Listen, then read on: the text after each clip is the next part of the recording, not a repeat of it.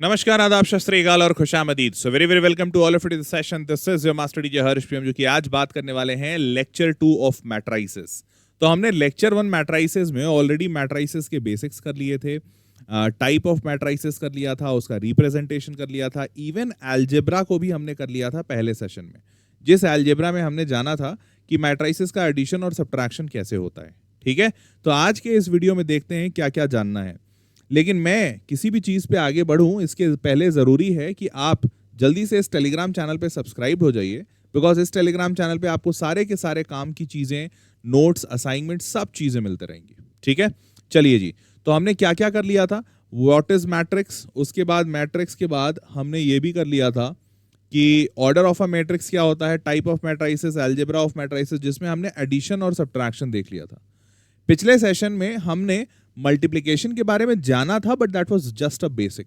तो आज के सेशन में क्या करने वाले हैं, मल्टीप्लिकेशन ऑफ मैट्राइसेस करेंगे, पूरा समझेंगे इसको। मल्टीप्लिकेशन अपने आप में एक काफी इंपॉर्टेंट और बड़ा टॉपिक है, तो इसलिए आज हम लोग इसके प्रॉपर्टीज ऑफ मल्टीप्लिकेशन भी जानेंगे, different type of questions on multiplication. तो आज का पूरा session primarily multiplication of matrices पे होने वाला है। ठीक है, फिर अगले सेशन में हम लोग क्या करेंगे, तो अगले सेशन में ये बचे हुए टॉपिक्स करेंगे। ठीक, चलिए जी शुरू करते हैं। हाँ, तो अब मल्टीप्लिकेशन ऑफ मैट्रिसेस होता कैसे, पहले तो ये समझना पड़ेगा। तो देखो यार, अब इस तरीके से तरीका दिखाया जाता है बुक्स में, लेकिन बुक वाले तरीके को अपन नहीं जानेंगे, अपन उससे आसान तरीका जानेंगे। अब आपको पिछले क्लास में याद होगा कि मैंने आपको बताया था कोई भी मैट्रिक्स को हम लिखते हैं तो उसका ऑर्डर कैसे होता है, रो क्रॉस कॉलम, ऐसा ही होता है। तो मान लीजिए मेरे पास एक मैट्रिक्स ए है 1 2 3 4, और हमारे पास एक और मैट्रिक्स है बी जिसका है से फॉर एग्जांपल 4 5 6 8 या 4 5 6 7। ठीक है, अब मेरे को साफ साफ दिख रहा है इसका ऑर्डर क्या है, row cross column, that is 2 cross 2, और वैसे ही इसका ऑर्डर क्या है, तो इसका भी रो क्रॉस कॉलम जो कि 2 क्रॉस 2 है। क्लियर। तो मैट्रिक्स का मल्टीप्लिकेशन कैसे होता है, मैट्रिक्स अगर आपको ए इंटू बी करना है तो आप पहले वाले का रो लेंगे, दूसरे वाले का कॉलम, क्योंकि हमेशा पहले रो आता है फिर कॉलम, ऐसा ही हमने लिखा है रो क्रॉस कॉलम। तो आप यहां का पहला रो ले लीजिए, पहला रो मतलब ये वाला एलिमेंट, और यहां का पहला कॉलम ले लीजिए और इनको मल्टीप्लाई कीजिए। कैसे मल्टीप्लाई, पहले वाले का पहले के साथ, दूसरे वाले का दूसरे के साथ। तो 1 इंटू 4 4, 2 इंटू 6 12, 12 और 4 16, और दोनों को ऐड मल्टीप्लाई करने के बाद ऐड करना है। तो 1 इंटू 4 4, 2 इंटू 6 12, 12 और 4 ऐड कर देंगे तो 16, सिंपल। फिर आप इसी तरीके से फर्स्ट रो को सेकंड कॉलम के साथ मल्टीप्लाई करेंगे। तो देखिए, अगर आप फर्स्ट को फर्स्ट के साथ कर रहे हैं तो आपका जो एलिमेंट आया ये कौन सा आया, A11, first row first column. फिर अगर आप फर्स्ट रो को सेकंड कॉलम के साथ मल्टीप्लाई करेंगे तो A12 आएगा, फर्स्ट रो सेकंड कॉलम। तो जिस तरीके का नाम है वैसा ही मल्टीप्लिकेशन भी होगा। तो 1 इंटू 5 5, 2 इंटू 7 14, 7 टू 14 प्लस 5 19। अब उसी तरीके से जब नीचे आएंगे तो ये वाला जो एलिमेंट होता है वो 821 होता है, मतलब सेकंड रो फर्स्ट कॉलम। तो सेकंड रो फर्स्ट कॉलम, तो ये सेकंड रो ले लेंगे और यहाँ का फर्स्ट कॉलम ले लेंगे। तो 3 इंटू 4 12, 4 6 24, 24 और 12 36, तो आ गया ये 36। अब उसी तरीके से 3 into 5 15, 4 into 7 28, 28 plus 15, 28 plus 15 if I am not wrong तो 43 होना चाहिए। हाँ जी, आ गया 43। तो इस तरीके से हमने मल्टीप्लाई कर दिया ए इंटू बी को। सारे लोग समझ पाए। अब यहां पे समझने वाली बात क्या है कि जैसे ये तो मल्टीप्लिकेशन बड़ा सिंपल सा है, रो क्रॉस कॉलम, तो पहले रो को उठाया फिर कॉलम को उठाया, और जिस रो को और जिस कॉलम से मल्टीप्लाई कर रहे हैं वही एलिमेंट का नंबर आ जाएगा। जैसे आखिरी वाला A22 बनेगा, सेकंड रो सेकंड कॉलम। लेकिन समझने वाली बात यहां पे ये है कि हमने जैसे ए बी किया, अगर इसका विपरीत हम बी ए करते हैं तो हमारा आंसर बिल्कुल डिफरेंट आएगा। क्यों डिफरेंट आएगा, चलिए करके देख लेते हैं, ज्यादा अच्छा समझ में आएगा। मैं इसको डिलीट कर देता हूं और अब थोड़ा कलर चेंज करते हैं। अब अगर मैं बी क्रॉस ए ले रहा हूं, मतलब पहला मैट्रिक्स मेरा बी है, तो अगर मैं मल्टीप्लाई करूंगा तो रो क्रॉस कॉलम की तरह मल्टीप्लाई होता है, मतलब इसका पहला रो उठाएंगे और इसका दूसरा कॉलम उठाएंगे। हाँ, तो इसका रो आप ऐसा उठाएंगे 4 और 5, और इसका पहला कॉलम के साथ मल्टीप्लाई करेंगे। तो 4 इंटू 1 4, और 5 इंटू 3 15, 15 और 4 19, तो आ गया पहला एलिमेंट 19। फिर वैसे ही फर्स्ट रो सेकंड कॉलम, तो आप आएगा 4 2 8, और 5 4 20, 20 और 8 28। तो ये बन गया first row first column A11, first row second column A12। Clear? अब वैसे ही ठीक उसी प्रकार सेकंड रो उठाइए, फर्स्ट के साथ मल्टीप्लाई कीजिए, तो 6 1 जा 6 और 7 3 जा 21, 21 प्लस 6 27। नाउ मूविंग फॉरवर्ड 6 2 जा 12 और 7 4 जा 28, 28 प्लस 12 40। तो अब आप ये बात समझ पा रहे होंगे कि जैसे जनरली हमारे मैथ में और अलजेब्रा में होता है कि A B equals to B A होता है, मैट्रिक्स में A B equals to B A कभी नहीं होगा। ठीक है, तब ही हो सकता है जब दोनों के दोनों आइडेंटिकल हो जाएं, और या फिर एक आध दो और कंडीशंस बनते हैं जब ये दोनों बराबर होते हैं, वो आगे चल के बताएंगे। लेकिन by default A B equals to B A नहीं होगा। क्लियर बात? तो ये पहली चीज थी सीखने वाली मैट्रिक्स के मल्टीप्लिकेशन में। अब क्या 3 ऑर्डर का मैट्रिक्स होगा या 4 ऑर्डर का होगा तो भी ऐसा ही होगा? बिल्कुल सेम तरीके से होगा। जैसे अगर आप मान लीजिए 1 2 3 4 4 5 6 7 8 9 आपका ये मैट्रिक्स है, और ये मल्टीप्लाई हो रहा है किसी ऐसे ही जैसे 3 2 1 4 5 9 7 6 8 समथिंग ऑफ दैट सॉर्ट। तो अगर आप इसका मल्टीप्लिकेशन इसके साथ करते हैं तो पहले आप रो लेंगे फर्स्ट वाला, फिर आप कॉलम लेंगे।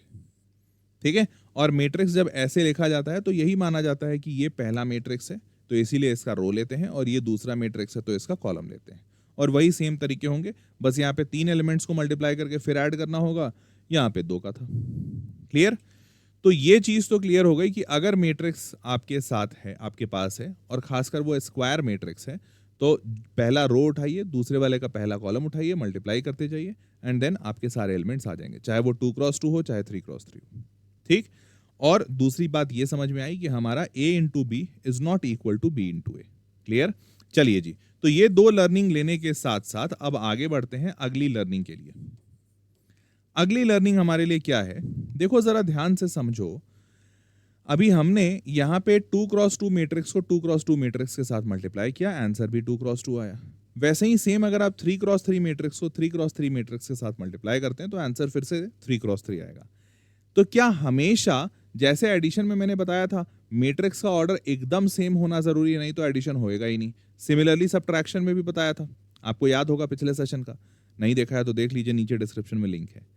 अब क्या यहां पे भी ऐसा ही जरूरी है कि एकदम ऑर्डर सेम होना चाहिए? और क्या वो स्क्वायर होना जरूरी है या फिर दूसरे ऑर्डर को भी मल्टीप्लाई कर सकते हैं? तो चलिए समझने की कोशिश करते हैं। अब एग्जाम्पल के तौर पे मैंने ये मैट्रिक्स तो चलो एग्जाम्पल ऑलरेडी दिया हुआ है सॉल्व करने के लिए, तो मैं सोच रहा था इसको सॉल्व करने के बजाय एक थोड़ा सा समझा देते हैं। तो मैं इधर बाजू में तुमको समझाता हूँ, रफ में आ जाओ। एग्जाम्पल के तौर पे आप ये मानिए कि हमारे पास है 1 2 और 3, और यहाँ पे है 4 5 और 6। अब इसका मल्टीप्लिकेशन मैं करना चाह रहा हूं 1 2 3 4।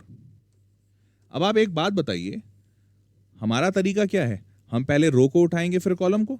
तो पहले वाले का रो उठा लिया मैंने, और अब इसके कॉलम से मैं मल्टीप्लाई करूंगा। तो पहला वाला 1 1 जा 1, 2 3 जा 6। अब ये 3 कहां गया? इसकी तो शादी ही नहीं हो रही है, फिर कैसे? मामला गड़बड़ है।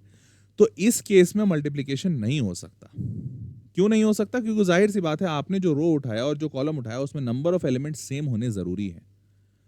तो जब आपने ये बात समझा कि इसके नंबर और इसको रो सेम होने जरूरी है, तो इसे क्या समझ में आता है कि मतलब कोई भी मल्टीप्लिकेशन तो नहीं होएगा। ठीक? अच्छा, तो फिर इसका मतलब क्या ये 3 क्रॉस मतलब ये जो 2x3 है और ये जो 2x2 है इसका मल्टीप्लिकेशन नहीं होगा? तो कैसे होगा? मतलब इनका होगा या होएगा ही नहीं? होएगा। समझिए कैसे होएगा। अब अगर मैं यहीं पे थोड़ा सा चेंज कर देता हूं, देखो मैं थोड़ा सा इसको ऐसा चेंज कर देता हूं कि मैं इस मैट्रिक्स को लिख देता हूं 1 2 3 4 5 6। अब जरा ध्यान से देखिए, ये हो जाएगा, यहां का एलिमेंट इसके एलिमेंट के साथ मल्टीप्लाई हो रहा है। 1 1 जा 1, 2 3 जा 6, 3 5 जा 15। हो गया ना? तो ये एक्चुअली में जादू नहीं है, इसके पीछे एक कॉन्सेप्ट है। कॉन्सेप्ट क्या है? यहां का ऑर्डर देखिए, यहां का ऑर्डर क्या है? Row cross column. तो 2 रो है तो 2, और कॉलम क्या है? 1 2 3, तो 2x3। और यहां पे ऑर्डर क्या है? तो 1 2 3, 3 रो है, और कॉलम कितने हैं? 2। तो हमेशा याद रखिएगा, मैट्रिक्स के मल्टीप्लिकेशन के लिए बहुत ज्यादा जरूरी है कि आपका जो पहला मैट्रिक्स है उसका कॉलम नंबर और जो दूसरा मैट्रिक्स है उसका रो नंबर, ये दोनों बराबर होने चाहिए। क्या होने चाहिए? ये दोनों हमेशा बराबर होने चाहिए। बाकी दुनिया जहान कुछ भी हो जाए, और कोई ज़रूरत नहीं है कि वो स्क्वायर मैट्रिक्स ही है, जैसे ये भी स्क्वायर नहीं है, ये भी स्क्वायर नहीं है, बट फिर भी मल्टीप्लिकेशन हो रहा है। कैसे हो रहा है? क्योंकि इसका नंबर ऑफ कॉलम और इसका नंबर ऑफ रो बराबर है। तो इसको याद करने से ज़्यादा बेहतर ये है कि आप जिस दो को मल्टीप्लाई कर रहे हैं उनका ऑर्डर लिख लीजिए और देखिए इधर बीच में कोई पुल बन रही है क्या, दोनों सेम आ रहे हैं क्या। अगर पुल बन गया मतलब बढ़िया, नहीं पुल बना तो गड़बड़। समझ पा रहे हैं? अब आपको वैसे एक और अच्छी बात बता दूं, अगर आप यहां पे सिर्फ 135 रखते तो भी ये मैट्रिक्स मल्टीप्लिकेशन होता। देखो ये 3 रो है और एक कॉलम है, तो 3x1 वाला है, बिल्कुल है। तो ये 3x1 के केस में भी मल्टीप्लिकेशन होता। क्यों? क्योंकि ये 3 और ये 3 सेम है। समझ पाए क्या? अब लेकिन इस केस में जब मैंने यहां पे केस बनाया, अगर मैं इसको पलट दूं मतलब अगर मेरा ये ए है और ये बी है, तो ए बी तो पॉसिबल है, ए बी तो गुड टू गो है। लेकिन अगर मैं बी ए लिखना चाहूं, बी ए, तो बी ए के केस में क्या होगा? इसका ऑर्डर क्या है? 3x1 था, तो इसके केस में होगा 3x1 मल्टीप्लाई हो रहा है किससे? 2x3 से। क्या अब इस केस में मल्टीप्लाई हो पाएगा? नहीं हो पाएगा, बिकॉज इन दोनों के बीच में पुल नहीं बन रहा है, तो ये गड़बड़ है। पहले वाले केस में हो जाता, क्योंकि वहां पे भी 2x3 था, ये भी 3x2 था, पलट भी देते तो भी हो जाता। ठीक है, यहां तक समझ गए? अब इसके बाद क्या समझना है? इसके बाद एक और इंपॉर्टेंट चीज है, वो ये, बेटा हमेशा ध्यान रखना, जब भी मल्टीप्लाई करोगे तो मल्टीप्लाई करने के बाद ये तो पुल बन गया ना, तो इन दोनों का प्रेम हो गया, इनको हटाओ। तो अब ए बी जो आएगा मल्टीप्लाई होके, वो कैसा मैट्रिक्स होगा? तो वो ऐसा मैट्रिक्स होगा जिसका ऑर्डर 2x1 होगा। तो जिनके बीच में पुल बना उसको गायब करो, और आपका फाइनल आंसर क्या आएगा? तो वो ये जो बचे हुए नंबर्स हैं उसका ऑर्डर आएगा। मतलब ए बी जब आप मल्टीप्लाई करोगे तो आप देखोगे 2x1 का ऑर्डर आ रहा है। सेम यहाँ पे, ये यहाँ पे तो मल्टीप्लाई ही नहीं होगा। पहले जो हमने किया था 2x3 और ये 3x2 था ना, तो यहाँ 3 गायब हो जाता, आंसर हमारा आता 2x2 का। ठीक है, अभी थोड़े और एग्जांपल्स कराते हैं और अच्छे से समझ में आएगा। चलो, एक बढ़िया सा सवाल है। सवाल कहता है कि ये 3x3 का मैट्रिक्स है, ये 3x3 का मैट्रिक्स है। तो सबसे पहले हम चेक करेंगे क्या मल्टीप्लाई हो सकता है। तो दिख रहा है साफ साफ ये 3x3 का है, ये भी 3x3 का है, तो हाँ ये दोनों सेम सेम दिख रहे हैं, पुल बन गया, मतलब ये दोनों को गायब करो, मल्टीप्लाई तो हो जाएगा, हो जाएगा। और रिजल्टेंट मैट्रिक्स कैसा आएगा? 3 और 3, मतलब 3x3 का आंसर वाला मैट्रिक्स आएगा। ठीक है, तो अब आंसर लाते हैं। तो अब मेरे को ए बी चाहिए, मैंने ए बी लिख दिया, इसका रो उठाऊंगा, इसका कॉलम, और मन ही मन में कर लो, ज्यादा लिखने की आवश्यकता नहीं। 1 4 जा 4, 2 1 जा 2, 3 2 जा 6, 6 2 8, 8 और 4 12। चलो अब जल्दी जल्दी करते हैं इसको। इधर 2 8, 8 2 10, 10 और 3 13, फिर 1 4, 4 1 5, 5 और 12 5 17, 17। फिर इसको उठाओ, 3 4 द 12, 12 और 1 13, 13 और 4 17। फिर 3 दूनी 6, 6 और 4 10, 10 और 2 12। ठीक है, फिर 3 एकम 3 और 2 5, 5 और 8, 8 5 13। ठीक है, और फिर ये उठाओ, 2 4 जा 8, 8 3 11, 11 और 2 13। फिर 2 2 जा 4, 3 4 जा 12, 12 और 4, 12 और 4 16, 16 और 1 17। तो 13 17 ये 12 ही आएगा। पैटर्न दिख गया थोड़ा सा। ठीक है, चलो जी चलो, बन गया ये भी।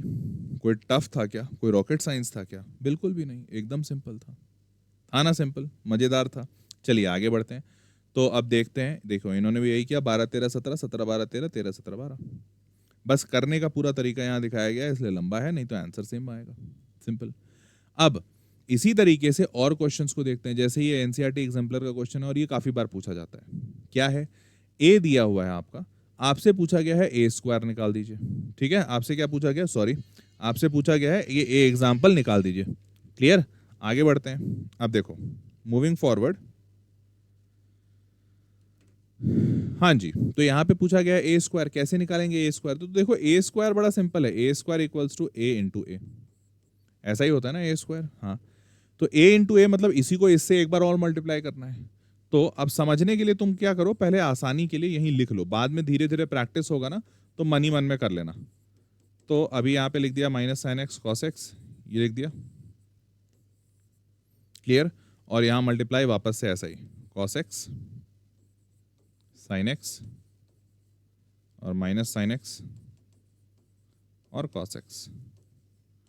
ठीक है, क्लियर। अब क्या करना है, इसको मल्टीप्लाई करो, a इंटू ए, इसको इसी से मल्टीप्लाई करना है, तो इधर का रो इधर का कॉलम के साथ, तो cos into cos cos square, sine into sine minus sine, तो cos into cos cos square x minus sine square x, तो cos square x minus sine square x क्या होता है, ये तो cos 2x जैसा होता है, फॉर्मूला ऐसा ही दिख रहा है। अच्छा, तो इसका मतलब ये हो गया cos 2x, फिर cos into sine, sine cos, sine into cos sine cos, तो अच्छा sine x cos x plus sine x cos x मतलब 2 sine x cos x, money मन में करो थोड़ा, तो ये भी साइन एक्स कॉस एक्स दे रहा है, ये भी साइन एक्स कॉस एक्स दे रहा है, दोनों को ऐड कर दिए तो 2 साइन एक्स कॉस एक्स, और 2 साइन एक्स कॉस एक्स किसका होता है, साइन 2x का, तो ये बन गया साइन 2x। ठीक, उसी प्रकार माइनस साइन कॉस, और ये cos into sine minus sine cos, तो माइनस साइन कॉस मतलब माइनस 2 साइन कॉस, तो माइनस 2 साइन कॉस मतलब माइनस साइन 2x, और फिर माइनस साइन स्क्वायर और कॉस स्क्वायर, तो cos square x minus sine square x क्या होता है, फिर से कॉस 2x, तो देखो बन गया ना, सिंपल। ठीक है, तो hence we have got A square, got it.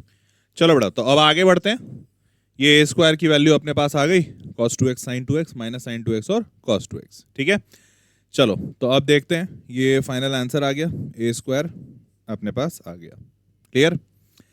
चलो यार, अब अगला सवाल कहता है कि ए बी सी 3 मैट्रिक्स दिए हुए, फाइंड अ मैट्रिक्स डी इस प्रकार से such that C D minus A B equals to O. तो ये जो ओ लिखा हुआ है ना, इसको ओ ऐसा मत समझना कोई दूसरा मैट्रिक्स, ओ मैट्रिक्स मतलब जनरली हम जीरो मैट्रिक्स को दिखाते हैं, तो जीरो मैट्रिक्स मतलब ये 0 0, और किस ऑर्डर का जीरो होगा, तो जिस ऑर्डर के सारे आप यूज कर रहे हैं उसी ऑर्डर का ये होगा, मतलब इसको पानी मान सकते हो, जैसे टाइप के सिरप में मिलाओगे उस रंग का हो जाएगा। तो अगर ये ओ है तो जीरो मैट्रिक्स मतलब 0 0 0 0 ऐसा वाला, अगर ये सारे 3x3 के होते हैं तो ये 0 0 0 0 0 0 0 0 0 ऐसा हो जाता, क्लियर। अब ये माइनस ए बी को उधर ले जाओ, तो C D equals to minus A B, इधर ओ प्लस ए बी हो जाएगा, तो यार जीरो किसी में ऐड करोगे तो कोई फर्क नहीं पड़ेगा, इसीलिए ये C D equals to A B हो जाएगा। ठीक है, चलो बढ़े आगे, क्लियर है। हाँ जी, तो अब मुद्दा क्या है, अपने को डी चाहिए, यही है मुद्दा। अब डी मेरे को नहीं पता क्या होगा, तो मैं अपने मन से डी मैट्रिक्स को कुछ लेता हूं, ए बी सी डी, ऐसा ले लूं, ए बी सी डी। अब बस यही एलिमेंट्स निकालने हैं ना, ए बी सी डी।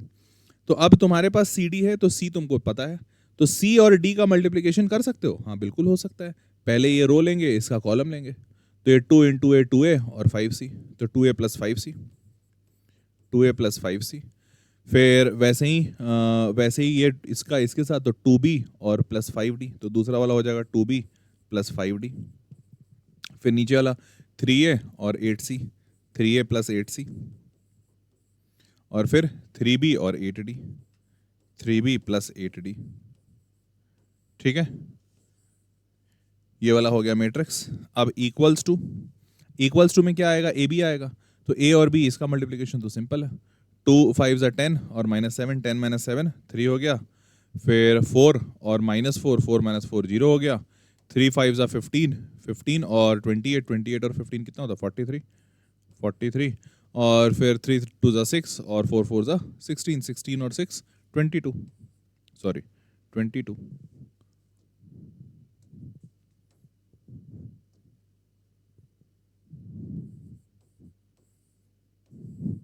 ठीक है, बड़ा सिंपल सा आ गया, क्लियर। अब क्या करना है, अब इसके लिए आंसर निकालना है। कैसे निकालोगे, तो आपको पता होना चाहिए दो मैट्रिक्स इक्वल होते हैं कब, जब इसका हर एक एलिमेंट इक्वल हो, पिछले सेशन में बताया था। तो 2a plus 5c must be equal to 3, 3a plus 8c must be equal to 43। तो अब जब दो इक्वेशन, दो अननोन आ गए, तो इन दोनों को लिखो, लिख के सॉल्व कर दो। अब जैसे मान लो इन दोनों को लिखते हो, 2a plus 5c equals to 3, तो 2a plus 5c equals to 3, ये पहला इक्वेशन आया। दूसरा equation 3a plus 8c equals to 43, 3a plus 8c equals to 43, clear. अब क्या करना है भाई, यहाँ पे सिंपल से a का कोएफिशिएंट इक्वल कर देते हैं। तो कैसे करेंगे, यहाँ पे 3 मल्टीप्लाई करके, यहाँ पे 2 मल्टीप्लाई करके, इससे हो जाएगा 6a plus 15c equals to 9, और ये हो जाएगा 6a plus 24c, 16c, sorry 16c equals to 2 से मल्टीप्लाई करके 86। अब माइनस कर दो, तो ये दोनों माइनस हुआ, तो ये माइनस, ये माइनस, ये माइनस, माइनस किया, 15 - 16 कितना होता है, -c, और 9 माइनस 86 करेंगे तो कितना होगा 77 माइनस 77। क्लियर? बस सिंपल, अब माइनस माइनस काट दो तो आ गया सी का वैल्यू 77। अब ठीक इसी प्रकार से सी की वैल्यू 77 इसमें किसी में डाल दो, यहाँ पे डाल दोगे तो ए की वैल्यू आ जाएगी। तो अब जिस तरीके से तुमने सी और ए निकाला है, ठीक उसी प्रकार से जब तुम 2b प्लस 5d को इक्वल टू 0 करोगे और 3b प्लस 8d को इक्वल टू 22 करोगे तो b और d आ जाएगा। तो इसको पूरा सॉल्व करोगे इस तरीके से, देखो सेम चीज आया, सेम चीज, ये सेम इक्वेशंस जैसे ही सॉल्व करोगे, सॉल्व करने के बाद आपका जैसे सी हमारा 77 आ रहा है, ए आएगा, वैल्यू पुट करने के बाद माइनस 191, सिमिलरली बी और डी भी आ जाएंगे। बी आ रहा है माइनस 110 और डी आ रहा है 44। तो ये तरीका होगा पूरे के पूरे सवाल को सॉल्व करने का, और ऐसे सवाल एग्जाम में बहुत आते हैं। ठीक है, क्लियर है? चलिए जी बढ़ते हैं आगे। अब इस सवाल को देखते हैं, क्या कहता है ये सवाल। Find the value of x for which this multiply होके ओ मतलब 0। ठीक, अब ध्यान से समझो, ये वाला मल्टीप्लाई इसके साथ होना है, पहले समझो होएगा कि नहीं। तो इसमें एक रो दिख रहा है और 3 कॉलम दिख रहे हैं, तो ये मेरे को दिख गया साफ साफ 1 क्रॉस 3। फिर ये वाला क्या है 3 क्रॉस 3। फिर ये वाला क्या है, तो 1 2 3, 3 रो है और 1 कॉलम है, 1 कॉलम, तो 3 क्रॉस 1। क्लियर? अब स्टेप बाय स्टेप बढ़ो, इन दोनों को मल्टीप्लाई करेंगे तो 3 3, हाँ ये दोनों बराबर होके खत्म हो जाएंगे, खत्म हो जाएगा तो इन दोनों का मल्टीप्लीकेशन क्या आएगा 1 क्रॉस 3 वाला, 1 क्रॉस 3। और फिर इसका मल्टीप्लीकेशन इसके साथ करेंगे तो 3 3 फिर से गायब हो जाएगा, 1 और 1, मतलब फाइनल रिजल्टेंट मेरा आ रहा है 1 क्रॉस 1, मतलब सिर्फ एक एलिमेंट, एक रो एक कॉलम, मतलब एक एलिमेंट। तो चलो कर देते हैं आसानी से। क्या करेंगे, सबसे पहले यहाँ पे इसको इससे, इसका रो इसके कॉलम के साथ ऐसे ही मल्टीप्लाई होगा, तो इसका रो 1 1 जा 1, 2x और 15, तो 1 प्लस 2x प्लस 15, तो 1 प्लस 2x प्लस 15, ये हो गया। फिर इसको इसके साथ मल्टीप्लाई करो, तो 1 3 और 5x प्लस 3, तो 3 प्लस 3 6 हो गया, 6 प्लस 5x हो गया, तो 5x प्लस 6 कर देते हैं। इसको भी थोड़ा छोटा ही कर देता हूं मैं, तो यहाँ पे मल्टीप्लाई करेंगे तो 15 प्लस 1 16, 16 प्लस 2x आ रहा है ये पहला वाला। दूसरा वाला क्या आ रहा है 6 प्लस 5x आ रहा है। तीसरा वाला क्या आ रहा है 1 2 और नीचे 2 2 2 4 और x प्लस 4, तो x प्लस 4 ये आ गया। अब इसका देखो फिर से ये क्या है 1 क्रॉस 3, जैसा हमारा आ रहा था 1 क्रॉस 3, इसका मल्टीप्लीकेशन है इसके साथ 3 क्रॉस 1 के साथ, तो ये वाला पहले 1 के साथ मल्टीप्लाई होगा, पहला वाला इस पहले वाले के साथ मल्टीप्लाई होगा, तो 1 के साथ मल्टीप्लाई हुआ तो 16 प्लस 2x। फिर ये दूसरा वाला एलिमेंट इसके दूसरे वाले के साथ होगा 2 के साथ मल्टीप्लाई, तो 2 6 जा 12 और 5 2 जा 10, तो प्लस 10x, ये दोनों आपस में। अब और वैसे ही तीसरा वाला x प्लस 4 इस x के साथ मल्टीप्लाई होगा, ऐसा ही होगा, तो x into x x square और 4 इंटू एक्स प्लस 4x। अब ये 3 आ गए, तीनों एलिमेंट आपस में क्या होते हैं ऐड होते हैं ना, पहला वाला पहले के साथ मल्टीप्लाई प्लस दूसरा वाला दूसरे के साथ मल्टीप्लाई प्लस तीसरा वाला तीसरे के साथ, तो सब में प्लस लगा दो, और ये इक्वल टू क्या आना चाहिए 0। देखा मैंने बोला था लास्ट वाला मैट्रिक्स वैसा होगा जैसा ऑर्डर होगा, तो हमारा लास्ट का ऑर्डर 1 क्रॉस 1 आ रहा है, तो ये भी 1 क्रॉस 1 का 0 आ जाएगा, दैट्स इट। अब सबको ऐड करो, सॉल्व करो, x square 2x plus 10x 12x, 12x plus 4x 16x, फिर 16 प्लस 12 28, 28 बस 28, तो प्लस 28।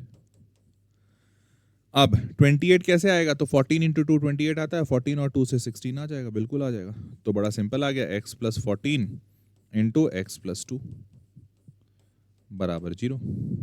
क्लियर? तो x से दो वैल्यू आए -14 और -2, तो x की वैल्यू क्या आई -14 और x इक्वल्स टू -2, आ गया आंसर। क्लियर है? तो ऐसे ही सॉल्व होता है सवाल। ठीक है, तो इस टाइप के सवाल भी मैंने दिखा दिए, इस टाइप के सवाल को सॉल्व करने का क्या तरीका होगा। क्लियर? अब आते हैं नेक्स्ट टाइप के सवाल को देखते हैं। तो नेक्स्ट टाइप का सवाल ऐसा आता है, यहां पे क्या किया गया, अब ए स्क्वायर तो तुम निकालना जानते हो, लेकिन कई बार ऐसा होता है जो तुम ए स्क्वायर निकालोगे वो ओरिजिनल ए जो तुम्हारा मैट्रिक्स है उसका कोई मल्टीपल होगा, तो ऐसा सवाल भी पूछते हैं। अब समझते हैं ये कैसे बनेगा। तो पहले तो ए दिया हुआ है तुम्हारे सामने, इसका ए स्क्वायर निकाल लो, तो ए स्क्वायर में क्या होता है, यही वापस इसी से मल्टीप्लाई होगा सेम। तो मैं ऐसा करता हूँ, मैं यहीं पे डब्बा बना देता हूँ कहीं, 1 -1 -1 1, और दोनों को इसको इसके साथ मल्टीप्लाई करता हूँ। 1 1 ज़ा 1, -1 -1 1, तो 1 + 1 2 हो गया। फिर 1 1 -1 -1, फिर -1 और 1 -1, तो दोनों -1 आए, दोनों -1 को ऐड कर देंगे तो -2। क्लियर। फिर ये नीचे वाला इसके साथ, तो -1 × 1 1, सॉरी -1 × 1 -1, 1 × -1 फिर से -1, तो -1 -1 -2। क्लियर। फिर ये इससे 1 और ये 1 2, तो आ गया a²। ये तो साफ साफ दिख रहा है। अब यहाँ पे मेरे को क्या दिख रहा है, ये सारे के सारे 2 2 2 2 हैं, तो 2 कॉमन निकाल सकते हैं। तो जैसे ही मैं 2 कॉमन निकालूंगा बचेगा क्या, 1 -1 -1 1। अरे ये तो जाना पहचाना मैट्रिक्स है, क्योंकि ये तो वही मैट्रिक्स है जो A है। तो अच्छा इसका मतलब ये 2 टाइम्स A है। तो अच्छा ये 2 टाइम्स A है, मतलब a² = 2 टाइम्स A, मतलब 2 क्या है हमारा, यही K। यही K निकालने बोल रहा था, निकाल दिया हमने। ठीक है, क्लियर, बस सिंपल था। चलो जी, अब अगले टाइप के सवाल की तरफ बढ़ते हैं। अगला टाइप ये है, यहाँ पे बोलता है x की वैल्यू निकालो, तो एकदम सेम है, बस वहां पे हमने 3 का किया था, अभी इसके पहले वाला जो सवाल किया था 3 मैट्रिक्स का किया था, यहाँ पे 2 मैट्रिक्स है। सेम तरीका, x और 1 है, ये दोनों मल्टीप्लाई, तो x1 ज़ा x और -2, तो हो गया x -2। फिर ये इसके साथ 0 और ये 0, तो ये 0 हो गया। तो ये वाला x -2 और ये 0 = 0 0, क्योंकि ये तो O मैट्रिक्स है, आपको बताया था जिस ऑर्डर का इधर होगा वैसे ही उधर हो जाएगा। तो x -2 0 होना चाहिए, ये तो 0 ऑलरेडी है, तो इसका मतलब x -2 must be equal to 0, तो x की value 2। That's it, simple answer. ठीक है, समझ गए? आ रहा है, आसान लग रहा है? बताते चलना मेरे को नीचे कमेंट बॉक्स में। चलो भाई, अब अगला सवाल। अब देखो, ऐसे सवाल भी बहुत पूछे जाने लगे हैं इधर खासकर, और ये सवाल पूछे जाने लगे हैं दोनों जगह, मतलब कंपटीशन में भी पूछा जाने लगा है और स्कूल एग्जामिनेशंस में भी बहुत पूछा जा रहा है। क्या है, कोई बहुत कठिन चीज नहीं है, ये पूरा इन्फॉर्मेशन दिया है, तो पहले तो आपको पढ़ने में थोड़ा सा वक्त लगता है, बट एक बार जैसे ही पढ़ लोगे चुटकी में बन जाएगा। जैसे यहाँ पे बोल रहा है डीपीएस, सीवीसी, केवीएस 3 स्कूल हैं, इन्होंने ऑर्गेनाइज किया फेयर बच्चों के फ्लड वैक्टिंग वगैरह के लिए पैसे जमा करने के लिए। सोल्ड हैंडमेड फैंस, मैट्स मतलब जिसपे पावदान होता है, एंड प्लेट्स जो प्लेट खाने वाली, फ्रॉम रिसाइकल्ड आइटम्स, कॉस्ट 25 रुपया, इसका दाम 25 रुपया, मैट जो बनाया वो 100 रुपए का, और प्लेट जो बनाया वो 50 रुपए का ईच रेस्पेक्टिवली। अब नीचे जो डेटा गया है नंबर ऑफ आर्टिकल सोल्ड, तो डीपीएस ने हैंडमेड फैंस 40 बेचे, मैट उसने बेचा 50 और प्लेट बेचा 20। वैसे ही सीवीसी स्कूल ने 25 40 30 और केवीएस ने ऐसा। क्लियर, यहां तक का डेटा क्लियर है।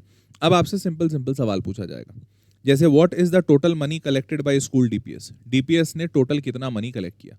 तो अब मैं हैंडमेड फैंस का दाम कितना है, 25 रुपए का एक का दाम था, मैट का दाम 100 रुपए का, और प्लेट का दाम 50 रुपए का। ठीक है, तो ऐसा आ गया, ये भी एक तरह का मैट्रिक्स है। तो अब ऐसा करो कि अब यहाँ पे मैट्रिक्स मैट्रिक्स मल्टीप्लाई नहीं करेंगे, बस सिंपल अपने को पता है 40 इसने फैन बेचे और एक का दाम 25 रुपए, तो 25 × 40 करो। अब यहीं पे ये सब लिखते जाओ, 25 × 40 किया तो 1000 होता है ना। फिर 100 × 50, 100 × 50 करेंगे तो 5000। ठीक है। फिर 20 × 50 करेंगे तो 20 × 50 करेंगे तो 1000, फिर से 1000 आ गया तुरंत आंसर। 5000 और 1000 1000 7000 रुपए उसको उन्होंने कमाया डीपीएस स्कूल ने। कितना सिंपल था, समझ रहे हो? तो बस ये ऐसा ही करना है, अब ये सारे सवाल बन जाएंगे इस तरीके से। फिर अगला सवाल क्या पूछा गया, what is the total money in rupees collected by school CVC and KVS, तो वही सेम चीज 25 100 और 50, यही था ना, 25 100 50। तो वापस से सीवीसी का जोड़ दो, तो सीवीसी का अगर जोड़ें यहाँ रफ में तो 25 × 25 625, 40 × 100 4000 और 30 × 50 1500, तो 5500 और 5500 61 50 6125 612, ये क्या हो गया, अच्छा 6125 आया सीवीसी का। अब वैसे ही केवीएस का जोड़ना है तो केवीएस का इधर जोड़ देते हैं, 35 × 50 25, थोड़ा सा देखते हैं, ये 5000 और ये 2000, तो ये तो सिंपल है 5000 और ये है 2000। अब इसको जोड़ दो, इसको जोड़ोगे तो 625 और 10 250 तो 875। ठीक है, सिंपल। अब 7000 7875 आया, 7875, तो इसके साथ जोड़ देते हैं 7 8 7 5 5 5 10 7 2 9 10 8 और 1 9 10 7 2 9 7 6 13 और 1 14 14,000 रुपये आ गए। क्लियर? बस यही करना है और क्या, कोई बड़ा रॉकेट साइंस है ही नहीं है। क्लियर? अब इसके बाद how many articles in total are sold by 3 schools, तीनों स्कूल से मिला के टोटल आइटम्स कितने बिके, तो टोटल आइटम्स कितने बिके सबको ऐड कर दो। जैसे 40 50 90 और 20 90 20 110, इस डीपीएस ने 110 बेचा, 40 30 70 और इसने 95 बेचा, और 50 40 90 90 और 30 125, इसने 125 बेचा।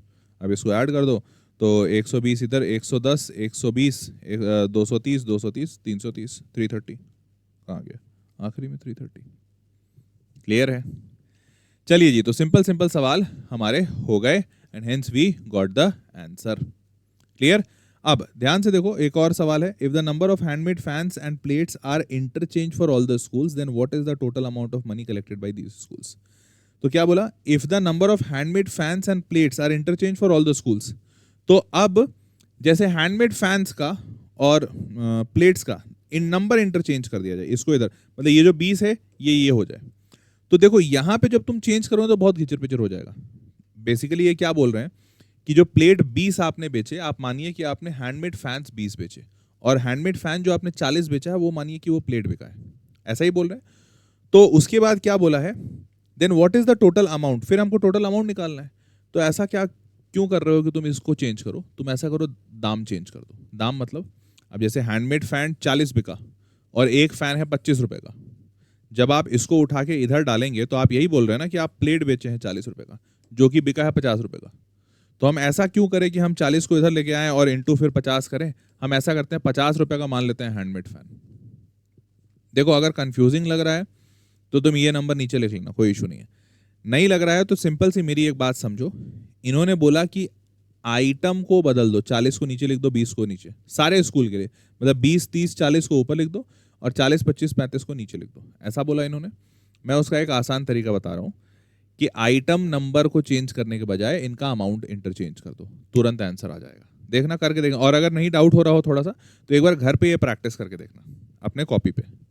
तो मैं क्या कर रहा हूँ, बड़ा सिंपल तरीका ये कि भैया मैं बोल रहा हूँ कि ये 25 रुपए का जो हैंडमेड फैन था इंटरचेंज करना है, तो मैं मान लिया कि प्लेट बिका है 25 का और प्लेट जो 50 का था वो हैंडमेड फैन में डाल दिया।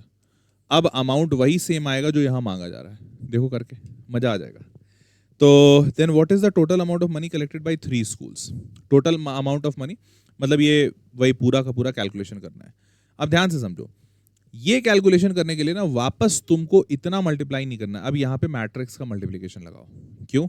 क्योंकि ध्यान से समझो, तुम भी क्या करोगे, तुम इन सब को एक मिनट, नहीं मैट्रिक्स का मल्टीप्लिकेशन लगेगा क्या, नहीं लगेगा, नहीं यहाँ पे नहीं लगेगा।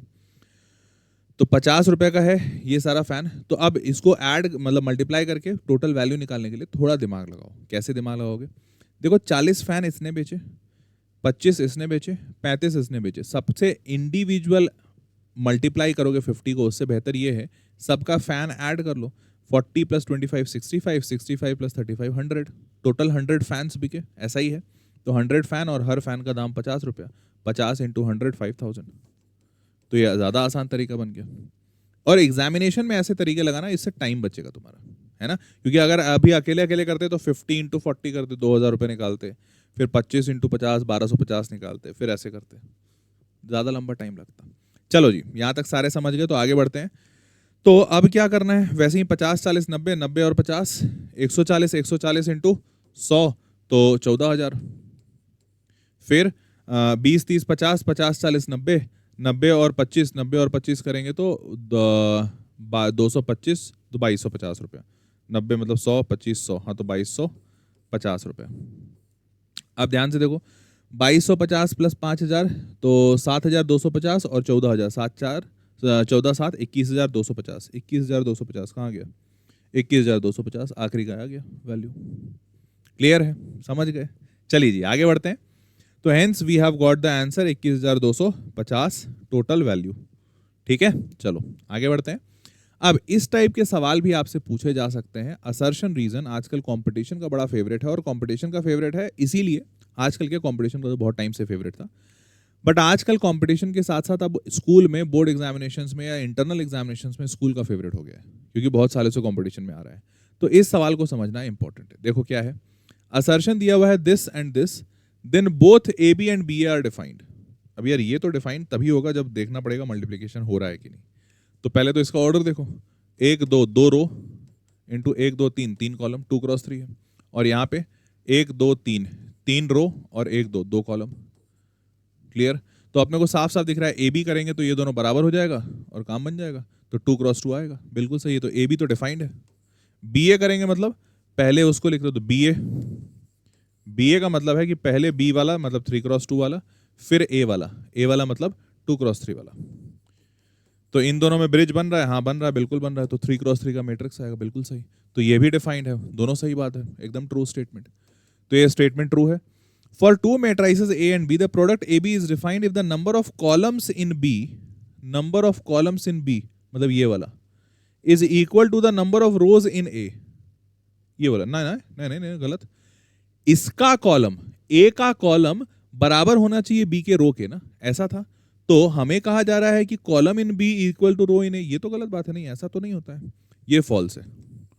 ए बी के डिफाइन होने के लिए जरूरी है कि ए का कॉलम बी के रो के बराबर आए, ऐसा होना जरूरी है। ठीक है, तो अगर ऐसा हो जाता है तो काम बनेगा। तो ये तो गलत स्टेटमेंट है, फॉल्स। तो आंसर बड़ा सिंपल आ गया। असर्शन नहीं, सॉरी सी आएगा। असर्शन करेक्ट है बट रीजन हमारा इनकरेक्ट है। समझ गए? रीजन इनकरेक्ट हो गया, सिंपल सा आंसर आ गया।